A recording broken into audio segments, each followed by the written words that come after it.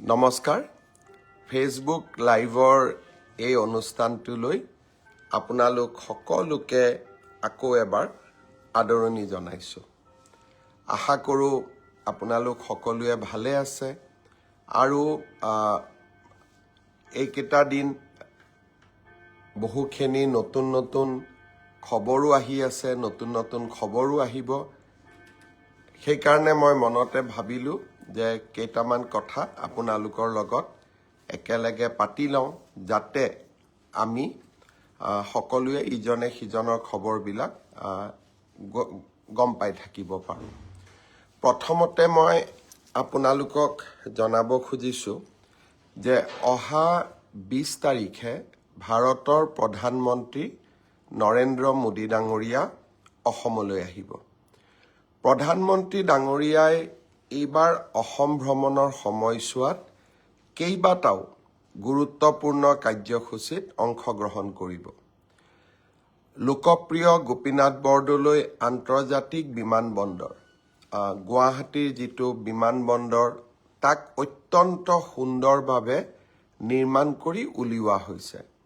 প্ৰায় 4,000 কোটি টকা ব্যয়েৰে নিৰ্মাণ কৰি উলিওৱা এই নতুন টাৰ্মিনেল বিল্ডিংটো চালে একেবাৰে আমি চকুটো তাৰ পৰা লৈ আহিব নোৱাৰোঁ আৰু সকলো ফালৰ পৰা অপূৰ্ব সুন্দৰ ব্যৱস্থা আৰু এই গোটেই বিমানবন্দৰটো নিৰ্মাণ কৰোঁতে আমাৰ অসমৰ বাঁহ ব্যৱহাৰ কৰা হৈছে আৰু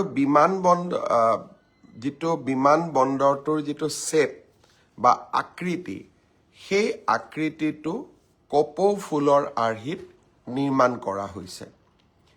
এই বিমানবন্দৰটো প্ৰধানমন্ত্ৰী নৰেন্দ্ৰ মোদী ডাঙৰীয়াই ৰাইজৰ বাবে উৎসৰ্গা কৰিব। আমি সকলোৱে জানো যে এই বিমানবন্দৰটি ভাৰত ৰত্ন গোপীনাথ বৰদলৈ নামত উৎসৰ্গিত। 80 ফুটৰ এটা বিশাল উচ্চতাৰ লোকপ্ৰিয় গোপীনাথ বৰদলৈৰ প্ৰতিমা এটা নিৰ্মাণ কৰি উলিওৱা হৈছে। প্ৰধানমন্ত্ৰী ডাঙৰীয়াই লোকপ্ৰিয় বৰদলৈ ডাঙৰীয়াৰ এই প্ৰতিমূৰ্তিটো মুকলি কৰিব। প্ৰধানমন্ত্ৰী ডাঙৰীয়াই বিমানবন্দৰটো উদ্বোধন কৰাৰ আগতেই 19 তাৰিখে মই ফেচবুকৰ জৰিয়তে আপোনালোকক নতুন বিমানবন্দৰটো দেখুৱাবলৈ যত্ন কৰিম। ইমান ধুনীয়া বিমানবন্দৰ, সঁচাকৈ আপোনালোকে নিজে গৌৰৱ অনুভৱ কৰিব। আমি এতিয়া আৰু এটা সিদ্ধান্ত লৈছোঁ। বিমানবন্দৰৰ সন্মুখৰ ৰাস্তাটো আমি খুব ধুনীয়াকৈ নিৰ্মাণ কৰিছোঁ।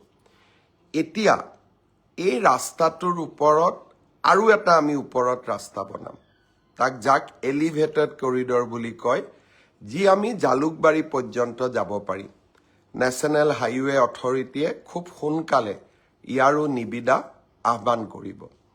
এক প্ৰকাৰ আজি যদি আপোনালোক বিমানবন্দৰৰ সন্মুখৰ ৰাস্তাটো দি খোজ কাঢ়ে, হায়দৰাবাদ, বেংগলোৰ আদি এয়াৰপৰ্টত গ'লে যি নান্দনিক দৃশ্য দেখিবলৈ পোৱা যায়, তেনেকুৱা দৃশ্যই দেখিবলৈ পোৱা যাব।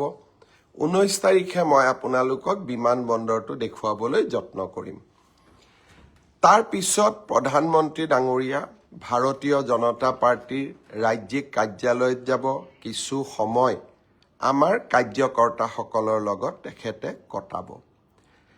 পিছদিনাখন ৰাতিপুৱাই 21 তাৰিখে 8টা বজাত আপোনালোকে জানেই যে গুৱাহাটীত আমি নদী পৰিবহণ ব্যৱস্থাৰ বাবে এটা অত্যন্ত ধুনীয়া টাৰ্মিনেল নিৰ্মাণ কৰি উলিয়াইছিলোঁ। নিৰ্মলা সীতাৰমণ ডাঙৰীয়ানীয়ে তাক উদ্বোধন কৰিছিলে। প্ৰধানমন্ত্ৰী ডাঙৰীয়াই সেই টাৰ্মিনেলতে চৰাইদেউ জাহাজত উঠিব আৰু অসমৰ 25-30 গৰাকী ক্লাছ 9, 10, 11ৰ ষ্টুডেণ্টৰ লগত পৰীক্ষা পে চৰ্চা, অৰ্থাৎ পৰীক্ষা সম্বন্ধীয় বিষয়বস্তুৰ লগত ছাত্ৰ ছাত্ৰীসকলৰ লগত চৰ্চা কৰিব, আলোচনা কৰিব। আৰু ব্ৰহ্মপুত্ৰ নদীৰ ওপৰত জাহাজখন চলি থাকিব।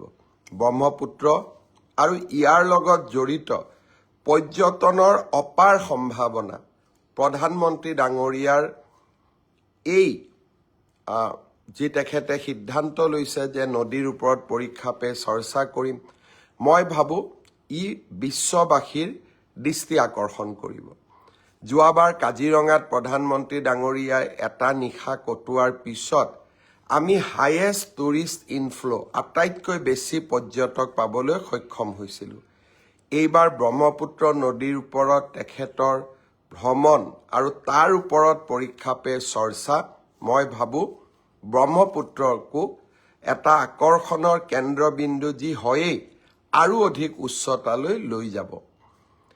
21 তাৰিখে প্ৰধানমন্ত্ৰী ডাঙৰীয়াই আমি গুৱাহাটীৰ বৰাগাঁৱত নিৰ্মাণ কৰি ওলোৱা অসম আন্দোলনৰ শ্বহীদসকলৰ সন্মানাৰ্থে নিৰ্মাণ কৰি ওলোৱা শ্বহীদ স্মাৰকলৈ যাব আৰু শ্বহীদ স্মাৰকত তেখেতে অসমৰ জাতীয় অস্তিত্ব ৰক্ষাৰ আন্দোলনত নিহত হোৱা 860 গৰাকী শ্বহীদলৈ শ্ৰদ্ধা নিবেদন কৰিব।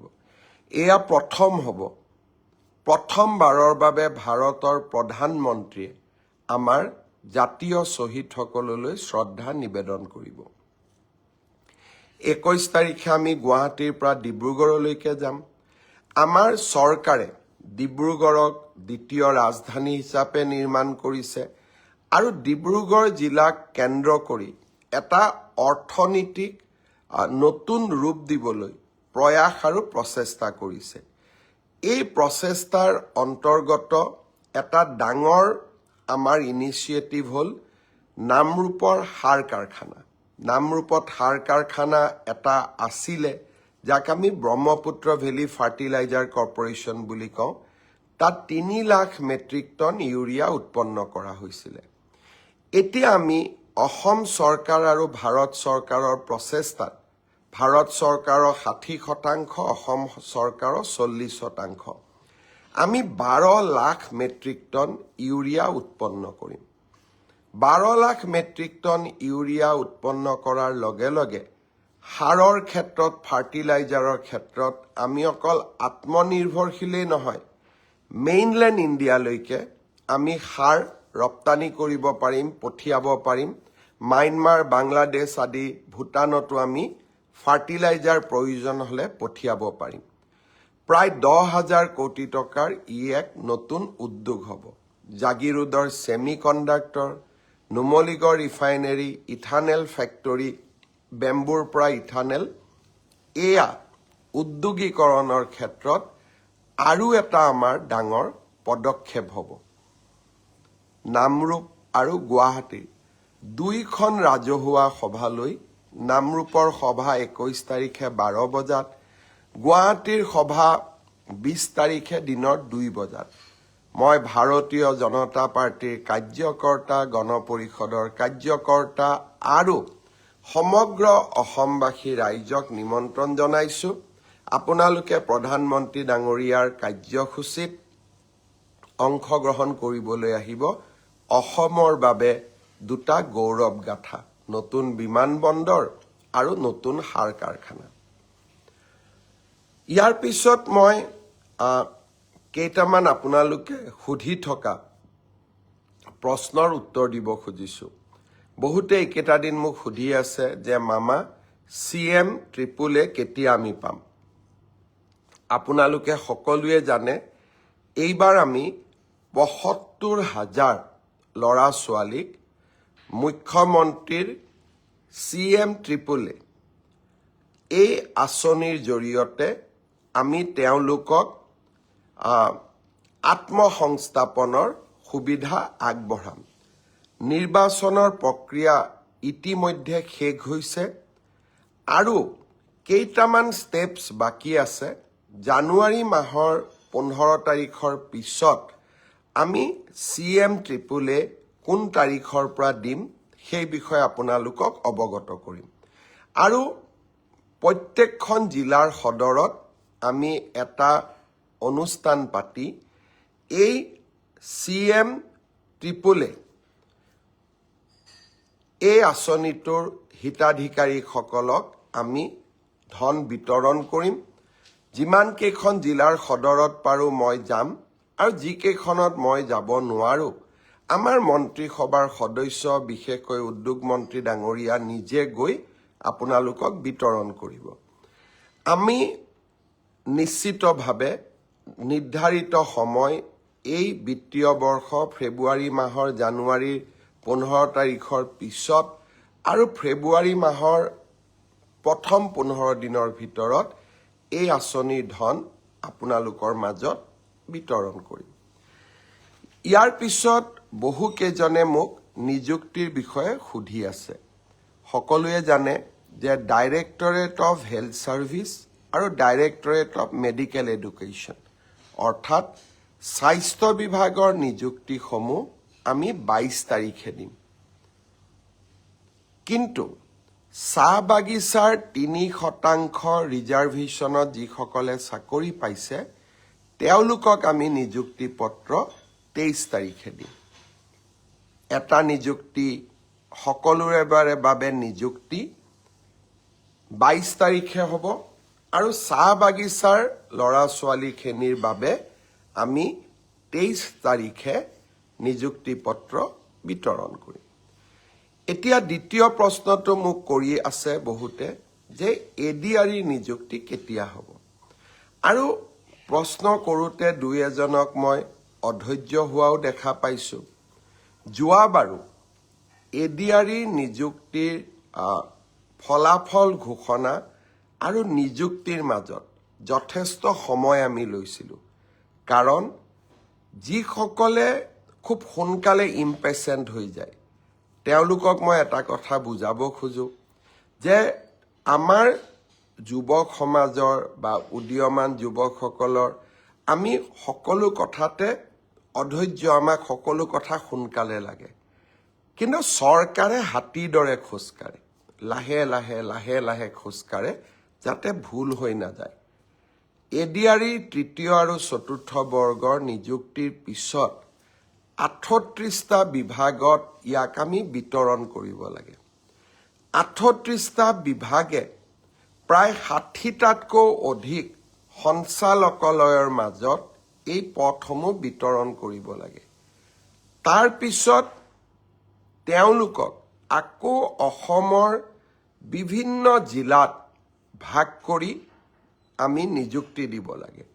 জিলা বিষয়াসকলে তেওঁলোকক ব্লক বা আন আৰু তলৰ কাৰ্যালয়লৈকে প্ৰেৰণ কৰিব লাগে। ই এটা ডাঙৰ প্ৰক্ৰিয়া। ইয়াৰ মাজতে দিব্যাংগ যিসকল 3% দিব্যাংগ যিসকলে চাকৰি পায় তেওঁলোককো আমি মেডিকেলি আৰু এবাৰ পৰীক্ষা কৰিব লাগে গুৱাহাটী চিকিৎসা মহাবিদ্যালয়ত। এই গোটেই প্ৰক্ৰিয়াখিনি সমাপ্ত কৰোঁতে আমি ডিচেম্বৰ মাহলৈকে আমাক সময় লাগিব। জানুৱাৰী মাহৰ 10 তাৰিখৰ আগতে আমি চতুৰ্থ বৰ্গ এডিআৰইত যিসকলে উত্তীৰ্ণ হৈছে তেওঁলোকক আমি নিযুক্তি পত্ৰ দিম আৰু জানুৱাৰী মাহৰ 15 তাৰিখৰ আশে পাশে তৃতীয় বৰ্গত যিসকলে উত্তীৰ্ণ হৈছে তেওঁলোকক আমি নিযুক্তি পত্ৰ বিতৰণ কৰিম। ইয়াৰ পিছত আৰু কেইটামান বিভাগৰ নিযুক্তি পত্ৰ আছে। ইঞ্জিনিয়াৰৰ নিযুক্তি পত্ৰ আছে, এগ্ৰিকালচাৰ ডিপাৰ্টমেণ্টৰ নিযুক্তি পত্ৰ আছে আৰু বহুখিনি বিভাগীয় নিযুক্তি পত্ৰ আমাৰ সন্মুখত আছে। বিভাগীয় নিযুক্তি পত্ৰখিনি আমি ফেব্ৰুৱাৰী মাহৰ 10 তাৰিখৰ আগতে আমি শেষ কৰিম। কাৰণ নিৰ্বাচনৰ মডেল কোড অফ কণ্ডাক্ট যোৱাবাৰ 27 ফেব্ৰুৱাৰীত আহিছিল আৰু সেইকাৰণে আমি অত্যন্ত সচেতন যাতে মডেল কোড অফ কণ্ডাক্ট অহাৰ আগতে আমি নিযুক্তি পত্ৰসমূহ দি সমাপ্ত কৰিব পাৰোঁ। সৰ্বশিক্ষা অভিযানৰ যিসকল শিক্ষক স্পেচিয়েল ৰিক্ৰুটমেণ্ট ড্ৰাইভৰ জৰিয়তে চৰকাৰলৈ আহিব তেওঁলোকৰো নিযুক্তিৰ পত্ৰ প্ৰদানৰ প্ৰক্ৰিয়া আমি ফেব্ৰুৱাৰী মাহৰ 10 তাৰিখৰ আগতে শেষ কৰিম। আপোনালোক নিশ্চিত থাকক, সকলোৱে নিযুক্তি পত্ৰ পাব যিসকলে উত্তীৰ্ণ হৈছে। আমি অধৈৰ্য হ'ব নালাগে। কোনোবাই কৈছে মই প্ৰাইভেট চাকৰি এৰি দিলোঁ, চৰকাৰে এই কথাবিলাক বিবেচনাত নলয়। চৰকাৰে মাত্ৰ যাতে আপোনালোকে চাকৰি কৰাৰ পিছত দৰমহা পায়, পেঞ্চন পায়, চাকৰি কাৰ্যকালত যাতে বিপদত নপৰে, সেইকাৰণে আমি নিযুক্তি পত্ৰসমূহ ভাবি চিন্তি আমি সুন্দৰ কৰি দিব যত্ন কৰোঁ।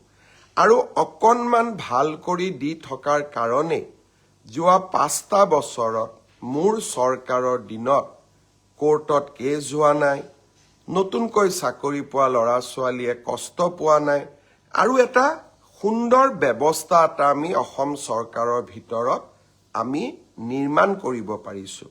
আৰু তাৰ ফলাফল আজি সকলোৱে লাভ কৰিছে। 1.5 লাখ নিযুক্তি এটাও কোৰ্টত কেছ নোহোৱাকৈ। ই সাধাৰণ প্ৰাপ্তি নহয়। মোৰ আগত অসমত 14 গৰাকী মোতকৈও গুণী জ্ঞানী ব্যক্তিয়ে অসমৰ মুখ্যমন্ত্ৰীৰ আসনত অধিষ্ঠিত হৈছিল, কিন্তু কোনো এটা সময়তে 1.5 লাখ নিযুক্তিৰ প্ৰচেষ্টাই চলোৱা হোৱা নাছিল। অসমৰ দৰে ৰাজ্যৰ বাবে ই সপোনৰো অগোচৰ আছিলে।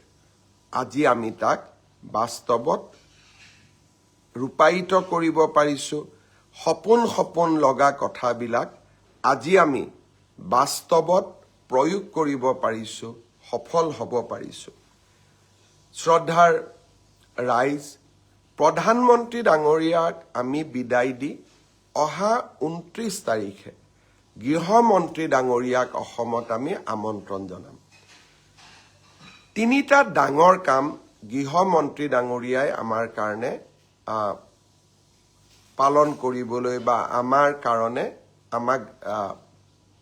আমাৰ লগত আনন্দৰ সময়ত উপস্থিত থাকিবলৈ আহিব। মহাপুৰুষ শ্ৰীমন্ত শংকৰদেৱৰ জন্মস্থান বটদ্ৰৱাক আমি আটক ধুনীয়াকৈ সজাই তুলিছোঁ। বৰদোৱা থানকটো আমি সজাইছোৱেই। বৰদোৱা থানৰ লগত এটা অত্যন্ত সুন্দৰ প্ৰকল্প আমি নিৰ্মাণ কৰিছোঁ। ভাগৱতখন ৰাখিবৰ বাবে যিটো ভাগৱত গৃহ নিৰ্মাণ কৰিছোঁ, সি ইমান উচ্চত যে সঁচাকৈয়ে দেখিলে এক অনুপম আধ্যাত্মিক অভিজ্ঞতা আমাৰ মনলৈ আহে, মনটো শিহৰিত হৈ পৰে। কেইটামান দিন পিছত মই বৰদোৱালৈ গৈ আমি নিৰ্মাণ কৰা প্ৰকল্পটো আপোনালোকক ফেচবুকৰ জৰিয়তে দেখুৱাবলৈ চেষ্টা কৰিম। সেই প্ৰকল্পটো গৃহমন্ত্ৰী ডাঙৰীয়াই উদ্বোধন কৰিব। লগতে গুৱাহাটীত আমি জ্যোতি বিষ্ণুৰ নামেৰে 5,000 লোক একেলগে বহিব পৰাকৈ এটা আটক ধুনীয়া প্ৰেক্ষাগৃহ নিৰ্মাণ কৰিছোঁ। 5,000। এই 5,000 অডিটৰিয়ামটো গৃহমন্ত্ৰী ডাঙৰীয়াই উদ্বোধন কৰিব। আৰু গুৱাহাটীত আমি সংযোগ কৰা CCTVৰ গোটেই আঁচনিখনো গৃহমন্ত্ৰী ডাঙৰীয়াই উদ্বোধন কৰিব। অহা মাহত গৃহমন্ত্ৰী ডাঙৰীয়া ডিব্ৰুগড়লৈ যাব। ডিব্ৰুগড়ত অসম বিধানসভাৰ নতুন চৌহদটোৰো তেখেতে আধাৰশিলা স্থাপন কৰিব। অৰ্থাৎ অসমখনক এটা নতুন পৰ্যায়লৈ লৈ যাবৰ বাবে, এটা নতুন দিগন্তলৈ লৈ যোৱাৰ বাবে আমাৰ যি প্ৰয়াস আৰু প্ৰচেষ্টা আছিলে, তাক আমি বাস্তৱত ৰূপায়িত হোৱা দেখিছোঁ। শ্বহীদ স্মাৰক, গুৱাহাটীৰ ৰিভাৰ ফ্ৰণ্ট, ডিব্ৰুগড়ৰ খনিকৰ ষ্টেডিয়াম, যোৰহাটৰ শ্বহীদ স্মৃতি উদ্যান, এইবিলাকে এই আঁচনিবিলাকে আমাৰ ৰাজ্যখনলৈ নৱজাগৰণ আনিছে।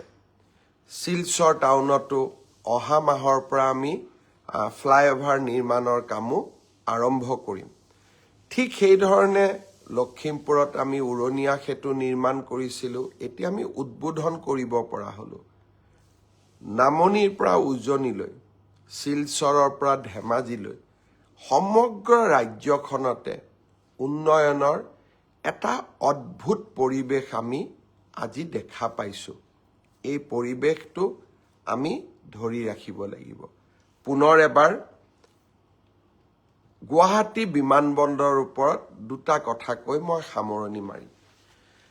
গুৱাহাটী বিমানবন্দৰখন অকল বিমান অহা যোৱা কৰক তাকে নকৰি বিমানবন্দৰখনক আমি অসমীয়া যুৱক যুৱতীৰ কৰ্ম সংস্থাপনৰ কাৰণে কেনেকৈ ব্যৱহাৰ কৰিব পাৰোঁ,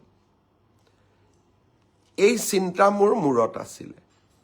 এতিয়া গুৱাহাটী বিমানবন্দৰত এটা সুন্দৰ আমি এখন এৰো চিটি নিৰ্মাণ কৰিম।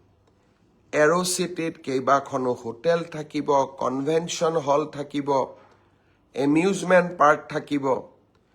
গোটেই ব্যৱস্থাটোৱে পৰ্যটকৰ বাবে আকৰ্ষণৰ কেন্দ্ৰবিন্দু হৈ পৰিব। সমান্তৰালভাৱে আমি গুৱাহাটী বিমানবন্দৰত বিভিন্ন বিমানসমূহৰ মেৰামতিৰ এটা হাব হিচাপে নিৰ্মাণ কৰিব খুজিছোঁ। আপোনালোকে এবাৰ চিন্তা কৰক, ভাৰতত ইমান প্লেন অহা যোৱা কৰি থাকে, প্লেনবিলাক ছাৰ্ভিচিং ক'ত হয়, প্লেনবিলাকত চেকআপ ক'ত হয়, প্লেনত কিবা বেয়া হ'লে তাক মেৰামতি কেনেকৈ কৰা যায়, ইয়াক কয় MRO, maintenance and repairing operation. এই MRO এটা আমি গুৱাহাটীত নিৰ্মাণ কৰিব খুজিছোঁ গুৱাহাটী বিমানবন্দৰৰ লগতে। এই MRO অসমত অহাৰ লগে লগে বিমান সম্পৰ্কীয় কাম কাজবোৰ, ফ্লাইট ৰিপেয়াৰিং কৰা, ফ্লাইট খোলা, ফ্লাইটৰ ইঞ্জিন, গোটেইবিলাক বহুবিলাক ইঞ্জিনিয়াৰক আমি নিযুক্তি দিব পাৰিম। লগতে পাইলট ট্ৰেইনিঙৰ বাবে চিমুলেশ্যন, অৰ্থাৎ বিমানত যোৱাৰ আগতে পাইলটসকলৰ বাবে এভিয়েশ্যন স্কুল লাগে, য'ত নেকি চিমুলেটৰ থাকে, ল'ৰা ছোৱালীয়ে ফ্লাইট চলাবৰ কাৰণে শিকে। গুৱাহাটী বিমানবন্দৰত আমি এটা এভিয়েশ্যন স্কুল আৰু চিমুলেটৰো নিৰ্মাণ কৰিব খুজিছোঁ। আপোনালোকে চিন্তা কৰক, এই গোটেই ব্যৱস্থাবিলাকে অসমত নিবনুৱা যুৱক যুৱতীক এটা কৰ্ম সংস্থাপনৰ ডাঙৰ সুবিধা দিব। অলপ আগতে মই উজনি অসমৰ কথা কৈছিলোঁ। নামৰূপলৈ আমি যাম, সাৰ কাৰখানাই শেষ নহয়। নামৰূপত এতিয়া নুমলীগড় ৰিফাইনেৰীয়ে আৰু এটা নতুন কাৰখানা স্থাপন কৰিব, য'ত নেকি আছাম পেট্ৰকেমিকেলছ লিমিটেডে নিৰ্মাণ কৰা বিভিন্ন পদাৰ্থক তেওঁলোকে ভেলু এডিশ্যন কৰিব। সকলো ফালে আজি অসমত এটা উন্নয়নৰ পৰিৱেশ। মই আপোনালোকক পুনৰবাৰ এই নতুন অসমখনক আৰু অধিক শক্তিশালীভাৱে বৰঙণি যোগাবলৈ আহ্বান জনাম। আজি ইমানতে সামৰণি মাৰোঁ। পুনৰ এবাৰ 20 তাৰিখে প্ৰধানমন্ত্ৰী ডাঙৰীয়াৰ কাৰ্যসূচীত আপোনালোকক লগ পাম আৰু 19 তাৰিখে গুৱাহাটী বিমানবন্দৰ মই মোৰ ফেচবুকৰ জৰিয়তে আপোনালোকক দেখুৱাবলৈ যত্ন কৰিম। বহুত বহুত ধন্যবাদ। জয় হিন্দ, বন্দে মাতৰম।